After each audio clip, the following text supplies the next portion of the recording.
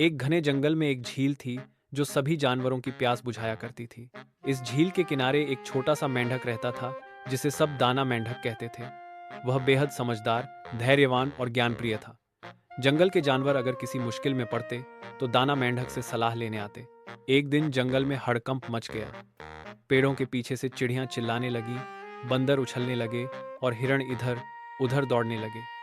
सबके चेहरों पर चिंता साफ दिख रही थी। आखिरकार लोमड़ी, जो हमेशा सभी की ओर से बोलती थी, दाना मेंढक के पास आई। दाना जी, बहुत बड़ी मुसीबत आ गई है, लोमड़ी ने घबराते हुए कहा। क्या हुआ लोमड़ी बहन? दाना मेंढक ने शांति से पूछा। जंगल की सबसे पुरानी और कीमती चीज खजाने का संदूक बंद हो गया है और उसकी चाबी खो गई है। वही चाबी जो पीढ़ियों से जंगल के रहस्यों को सुरक्षित रखती आई है। ये सुनकर दाना मेंढक कुछ पल के लिए चुप हो गया। फिर उसने आंखें बंद की, जैसे किसी गहरी सोच में डूब गया हो। सभी जानवर उसके चारों ओर इकट्ठा हो गए। ये चाबी यूं ही नहीं खो सकती, जरूर इसके पीछे कोई रहस्य है, दाना मेंढक ने कहा। हमें इसका हल खोजना होगा। सभी जानवरों ने दाना मेंढक से मदद की गुहार की। वह तैयार हो गया, लेकिन उसने कहा, मैं अकेले ये यात्रा नहीं कर सकता। मुझे कुछ समझदार और साहसी साथियों की जरूरत होगी। ऐसे बनी एक टीम: चालाक तोता, फुर्तीला खरगोश, तेज निगाहों वाली बिल्ली और छोटा सा कछुआ। ये सभी दाना मेंढक के साथ चल पड़े। दाना मेंढक ने सबको झील के किनारे बुलाया, जहां उसने जमीन पर एक पुराना नक्शा फैलाया। ये जंगल के उन हिस्सों का नक्शा है जहां शायद चाबी हो सकती है। हमें 3 जगहों पर जाना होगा: मौन, वृक्षों की घाटी, पत्थरों का पहाड़ और अंधेरे की सुरंग। पहली यात्रा मौन वृक्षों की घाटी की ओर हुई। ये घाटी बहुत रहस्यमयी थी। वहां हवा भी नहीं चलती थी, परिंदे भी चुप थे, जैसे समय थम गया हो। बिल्ली ने अपनी तेज नजर से पेड़ों की शाखाओं पर कुछ अजीब चमकते निशान देखे।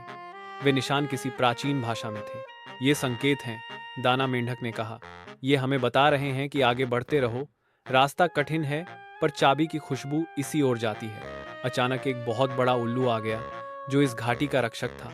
उसने कहा, चाबी की तलाश करने वालों को मेरी पहेली का उत्तर देना होगा, तभी आगे जा सकते हो। उल्लू ने पूछा, ऐसी कौन सी चीज है जो जितनी खाली हो उतनी ही भारी लगती है?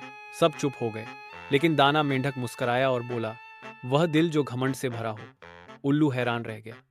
बहुत बढ़िया, तुम सच्चे ज्ञानी हो, जाओ। अब वे आगे बढ़े और पहुंचे दूसरे स्थान: पत्थरों का पहाड़। यह पहाड़ बिल्कुल सीधा और ऊंचा था। हर कदम पर फिसलन थी, लेकिन खरगोश की फुर्ती और कछुए के धैर्य ने सबको रास्ता दिखाया। ऊपर जाकर उन्होंने एक पुराना लकड़ी का संदूक देखा, जिस पर एक और ताला था, लेकिन चाबी नदारद थी। तभी एक जोरदार आवाज आई, क्या तुम उस चाबी की तलाश में हो जो जंगल के खजाने का रहस्य खोलती है? यह आवाज पत्थरों के पीछे छिपे एक जादुई सांप की थी। सांप ने कहा, मैं तुम्हें चाबी दूंगा, लेकिन इसके लिए तुम्हें अपनी सबसे कीमती चीज बलिदान करनी होगी। सभी ने एक दूसरे को देखा। तोते ने अपने सुंदर पंख देने को कहा, बिल्ली ने अपनी तेज नजरें, खरगोश ने अपनी गति और कछुए ने अपनी मीठी नींद। लेकिन दाना मेंढक ने कहा, मैं अपनी बुद्धि का बलिदान देने को तैयार हूं, अगर इससे